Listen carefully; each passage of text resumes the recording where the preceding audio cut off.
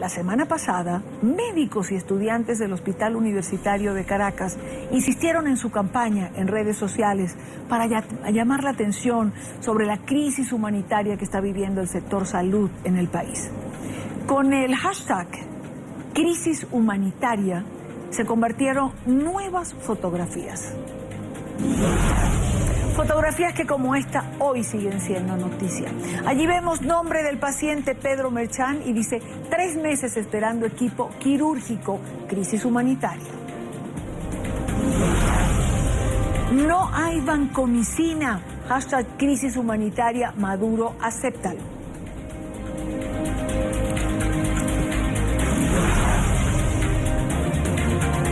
Paciente Jairo M. no recibe antibiótico hace 3 días. Crisis humanitaria no hay.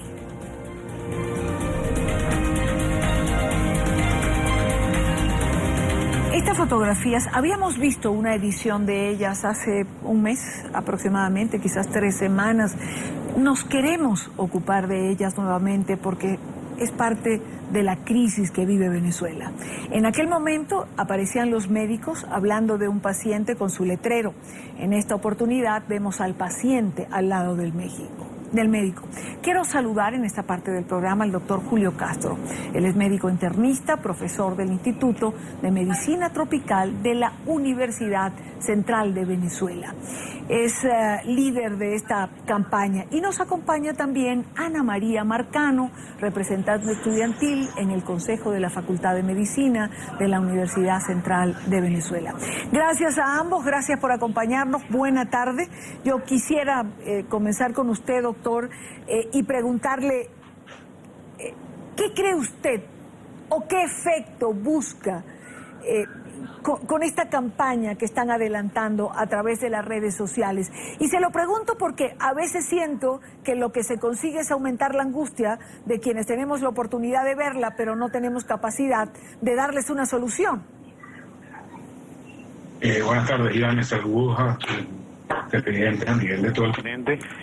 Fíjate, la campaña tiene un objetivo claro, que es levantar la visualización de la crisis a nivel de todo el territorio venezolano y fuera del territorio venezolano. Lamentablemente, la mayoría de los pacientes no tienen voz, no son capaces de unirse los hipertensos o los diabéticos a nivel nacional porque no tienen un organismo que los agrupe, y la única forma de agrupación terminamos siendo el personal de salud que estamos alrededor de ellos. Hay algunos grupos organizados como los pacientes con trasplante, los pacientes con VIH, los pacientes con enfermedades como esclerosis múltiple, que de alguna manera están organizados, pero la mayoría de los pacientes no tienen una organización y no tienen quien pida por ellos. En este momento que el déficit de medicamentos, en términos de déficit absoluto, no existen el 60-62% de los medicamentos de la lista de medicamentos esenciales de la OMS no existen en Venezuela. Esto incluye antibióticos, analgésicos, medicamentos para las enfermedades mentales, medicamentos para las convulsiones, y la lista es larga. Lo que queremos es que todo el mundo tenga claro cuál es la gravedad de la situación en Venezuela, y en este momento no podemos salir de esta situación si no tenemos ayuda de nuestros amigos fuera de la frontera. Porque en Venezuela no hay medicamentos y no vamos a solucionar el problema que un medicamento que me sobró en Tucupita me lo lleven a Maracaibo. Esas soluciones, en términos de la magnitud de la escasez, no funcionan hoy en día. Requerimos que nos ayuden organismos internacionales o venezolanos que están en el exterior, y por esto esta campaña de visualización. Doctor Castro, ¿alguna respuesta por parte de las autoridades? Es decir, para que organismos internacionales fuera de Venezuela den esta ayuda para de alguna manera paliar la crisis humanitaria, se necesita que el gobierno acepte que hay una crisis humanitaria. Y sin embargo el gobierno no se pronuncia, se niega, mira para otro lado, hace como que la crisis no existiera, o como siempre, la culpa la tienen ustedes exagerando y los medios de comunicación que nos encargamos de darle pantalla, de darle aire, de darle espacio para que el mundo sepa lo que está pasando. No ha habido ninguna respuesta oficial. La única vocero oficial que hemos visto fue al defensor del pueblo la semana pasada en una entrevista diciendo que para él no había crisis humanitaria, que la crisis humanitaria es lo que pasa en Siria, porque él tiene familiares sirios y obviamente le duele la situación. Pero el alto gobierno, y eso me consta en lo personal, ha sufrido en lo personal déficit de medicamentos, déficit de aguja para biopsia de mama, déficit de medicamento para enfermedades pulmonares crónicas.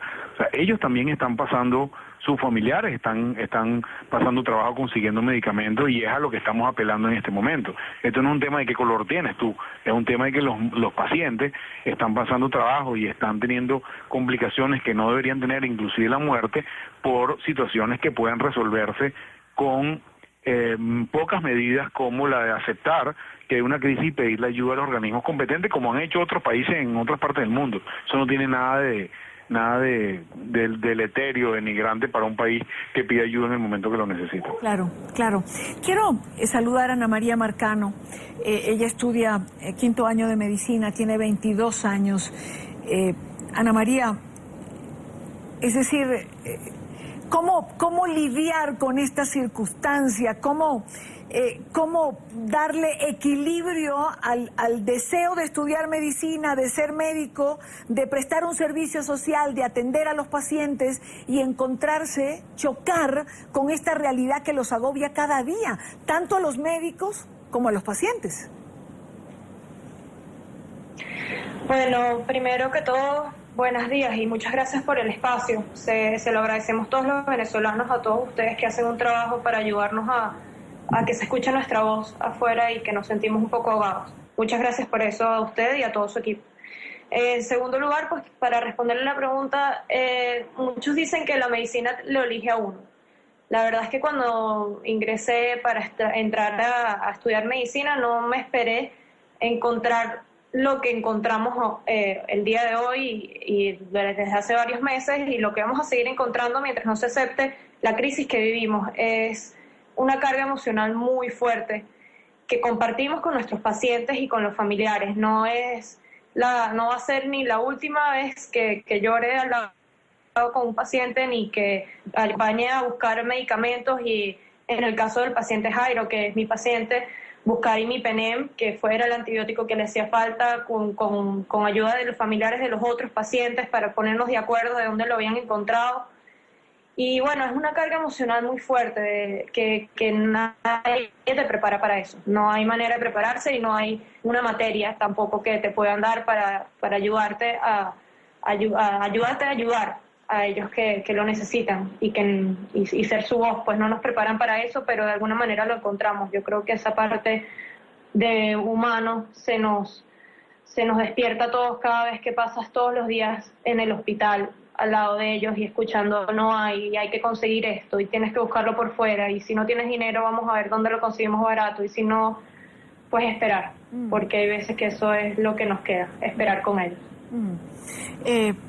Ana María, y ya voy con el doctor Marcano de nuevo. Ana María, en esta circunstancia, ¿estás viendo morir pacientes por falta de medicamentos, por no tener la atención indicada, por no tener lo que lleve a la cura de la enfermedad que tiene el paciente?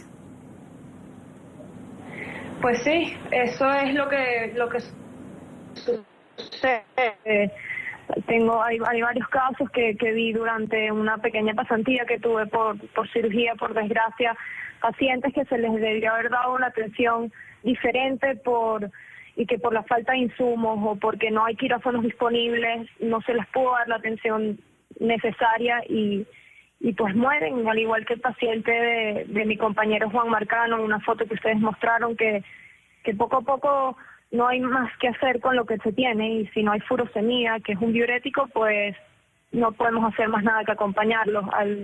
Hay muchos casos como este, no es algo, por desgracia, que nos parece, ya se vuelve algo cotidiano casi en nuestra situación, y por eso justamente estamos pidiendo ayuda a la comunidad internacional y le estamos pidiendo al gobierno de Venezuela que deje de tomar una posición política y que comience a tomar su posición humana, de que le va a tocar a alguien en algún momento muy cercano a ellos, y no queremos que ese sea el caso en que decidan declarar la crisis.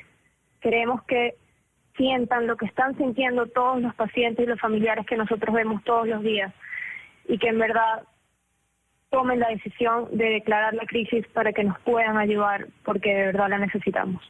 Doctor Castro, En el caso del hospital universitario, ¿qué dice la dirección del hospital? Fíjate, Dani, yo no soy médico del hospital universitario, yo estoy en el Instituto de Medicina Tropical. Sí, de Medicina Tropical. Está dentro de la ciudad universitaria, pero no son instituciones diferentes. No te podría decir, a lo mejor Ana María, que es estudiante allí, te puede decir, pero la situación es más o menos la misma. Hay oídos sordos en los directivos. Hay directivos que de alguna manera se conduelen de los pacientes, pero no les llegan los recursos, no les llegan los insumos y están de alguna manera de manos atadas. Esto es un tema del alto gobierno que implica el reconocimiento de la situación tan grave como está y que por una parte acepten la ayuda humanitaria y por otra parte resuelvan los problemas económicos que tienen que ver con la causa original de la crisis, que es que no se traen las materias primas al país por un tema de la debacle económica, y esto es un tema que el gobierno tiene que solucionar también. Claro, usted ha dicho una frase, es un tema del alto gobierno. Sí, es verdad, es un tema del alto gobierno. Un alto gobierno que no se pronuncia, un ministerio de salud que no se pronuncia, pero finalmente quienes llevan la carga diaria son los médicos venezolanos. Quienes ven morir a los pacientes son los médicos venezolanos. Quienes no tienen una respuesta que dar a los familiares de los pacientes son los médicos venezolanos. ¿Cómo lidiar con esta tragedia diaria de la cual hablamos una vez y otra vez y lo volveremos a hacer 100 veces más, porque sentimos que es la manera de poder colaborar, de ser solidarios con la crisis humanitaria que vive el país? Se hace muy difícil. Hoy alguien me preguntaba de la gente de los derechos humanos que si podíamos dormir, en términos de que entendían que nuestra profesión, que implica ver pacientes todos los días, muchos pacientes, no tenemos respuesta para los pacientes. Le damos una lista de mercado con los medicamentos que puede recibir o que debe recibir y el paciente termina consiguiendo el penúltimo, el último de la lista, y eso es una frustración para nosotros como médicos, mucho más para los médicos jóvenes como Ana María, que están en proceso de formación y que desgraciadamente terminan al final teniendo una formación subóptima en función de lo que ellos querían, y eso en definitiva el último eslabón de la cadena, que es el paciente, es el que termina pagando todos los platos rotos de esta severa crisis. Así es. Ana María, y una última pregunta, ¿con qué ganas te levantas cada mañana para asumir esta realidad que te toca vivir? Bueno, esa pregunta, la respuesta quizás va a sonar un poco masoquista, pero mi razón de levantarme todos los días es llegar al hospital y preguntarle otra vez al paciente cómo está, cómo se siente, qué puedo hacer para ayudarlo. Mi gran maestro en esto ha sido mi abuelo, el doctor Vladimir Espinosa. Él lo que me ha dicho todo este tiempo es que lo que más puedo aprender mientras estudié medicina es el trato a los pacientes, que los trate como yo quisiera que trataran a mi mamá, a mi papá, a mis hermanos. Y bueno, mi fuerza para levantarme todas las mañanas es hacer eso. Al igual que las enfermeras con las que trabajamos, los bioanalistas, los nutricionistas, yo creo que todo lo que hacemos es levantarnos en la mañana, buscar a esos pacientes que están ahí para que nosotros les demos respuestas y bueno, darles las respuestas que encontremos ese día, y si no, hacerles por lo menos que el día sea un poco mejor. Yo intento hacer reír a mis pacientes entre lo que puedo. Hay veces que les ofrezco música para ver si se pueden desestresar un poco, los intento ayudar a buscar esas listas de mercados que habla el doctor Castro, pero yo creo que sin lugar a duda nuestro motor en las mañanas sigue siendo y será hacerlos sentir mejor a ellos y mejorarlos en lo más mínimo que podamos todos los días. Quiero agradecer a Ana María Marcano, ella es estudiante de medicina, de 5º año. Y quiero agradecer al doctor Julio Castro, médico internista, profesor, como lo dijo, del Instituto de Medicina Tropical de la Universidad Central de Venezuela. Por cierto, un instituto absolutamente reconocido donde muchísima gente del Caribe y de otros países de América Latina venían siempre a tratarse, y que entiendo además fue objeto de un robo hace unos días atrás. Se robaron equipos, pudimos ver algunas fotografías. ¿Qué pasó con esa situación? Y le ruego una respuesta breve porque ya estoy pasada de tiempo. Doctor Castro, ¿lograron recuperarse algunos equipos? ¿Qué van a hacer con las pérdidas que tuvieron? Porque en medio de la circunstancia, pues también son objeto del crimen organizado. Sí, gracias, Diane, por recordarnos ese tema que es importantísimo para nosotros que trabajamos allí todos los días. Todavía estamos buscando ayuda. El instituto ha cerrado hasta el día de hoy porque hay un tema de seguridad. Es el 7º robo en lo que va del año que sufrió el instituto. Creemos que por encima del robo hay alguna otra intención de ensañamiento, vandalismo contra el instituto, pero así como las palabras de Ana María son positivas, las mías también. Nosotros nos vamos a recuperar de esto, y me refiero al Instituto de Medicina Tropical, que ha estado allí, seguirá estando y va a estar por siempre allí, lo mismo que los médicos venezolanos. La crisis no va a durar toda la vida. Nosotros vamos a seguir presionando, vamos a tener soluciones. Yo aspiro que en un corto plazo para nuestros pacientes, y esto no va a durar siempre, pronto, con la voluntad nuestra, de nuestra gente, de nuestros pacientes, vamos a hacer lo que tengamos que hacer para que la situación vuelva a una situación de normalidad. Gracias a ambos por acompañarnos, gracias por estar con nosotros y ojalá esa ayuda que se está pidiendo a nivel internacional de medicamentos para Venezuela pueda canalizarse de alguna manera. Creo que es algo en lo que vamos a empezar a trabajar también, a ver si a través de la información que se puede proporcionar podemos lograr que más medicamentos lleguen a Venezuela. Sé que hay muchas organizaciones que están trabajando en eso y vale la pena buscarlas para que todo el mundo sepa cómo canalizar a nivel internacional ese deseo de ayudar a los venezolanos con medicamentos. Gracias a ambos, buenas tardes, gracias de verdad por estar con nosotros. Gracias a usted.